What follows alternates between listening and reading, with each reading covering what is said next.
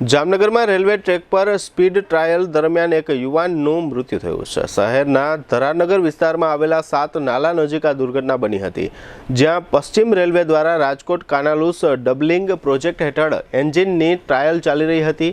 જામનગરથી લાખાબાવળ વચ્ચેના આશરે 10 કિલોમીટર સેક્શનમાં ટ્રાયલ રન ચાલી રહ્યો હતો। ગઈકાલે ગુરુવારે સાંજે આ ટ્રાયલ દરમિયાન એક યુવાન ટ્રેનની હડફેટે આવી ગયો અને ઘટના સ્થળે જ તેનું મૃત્યુ નીપજ્યું।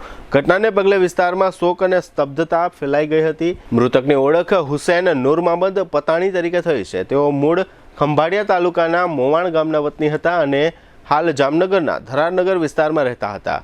પરિવારજનોના જણાવ્યા મુજબ હુસૈનભાઈ રોજગાર માટે જામનગરમાં વસવાટ કરતા હતા। દુર્ઘટનાની જાણ થતાં જ 108 ઇમરજન્સી સેવા ટીમ સ્થળ પર દોડી આવી હતી, પરંતુ તબીબોએ યુવાનને મૃત જાહેર કર્યો હતો। બાદમાં સિટી બી ડિવિઝન પોલીસ સ્ટેશનની ટીમ ઘટના સ્થળે પહોંચી હતી। પોલીસે મૃતદેહનો કબજો લઈને જીજી હોસ્પિટલમાં પોસ્ટમોર્ટમ માટે ખસેડ્યો હતો। આ ઘટનાના એક દિવસ પહેલાનો એક વિડીયો પણ સામે આવ્યો છે, જેમાં મૃતક યુવાન રેલવે પાટા નજીક હરતો ફરતો જોવા મળે છે। સ્થાનિક લોકોએ તેને પાટાથી દૂર રહેવા ચેતવણી આપી હોવાની માહિતી પણ મળી રહી છે। આ વિડીયો હવે અનેક પ્રશ્નો ઊભા કરી રહ્યો છે। શરૂઆતમાં 1 થી વધુ લોકોના મોતની અફવા ફેલાઈ હતી, પરંતુ પોલીસ તપાસમાં સ્પષ્ટ થયું છે કે આ દુર્ઘટનામાં માત્ર એક જ વ્યક્તિનું મૃત્યુ થયું છે। હાલ પોલીસ સમગ્ર મામલે વધુ તપાસ ચલાવી રહી છે। રેલવે ટ્રેક પર ચાલી રહેલા સ્પીડ ટ્રાયલ દરમિયાન સુરક્ષા વ્યવસ્થાઓ અંગે પણ ચર્ચા શરૂ થઈ છે।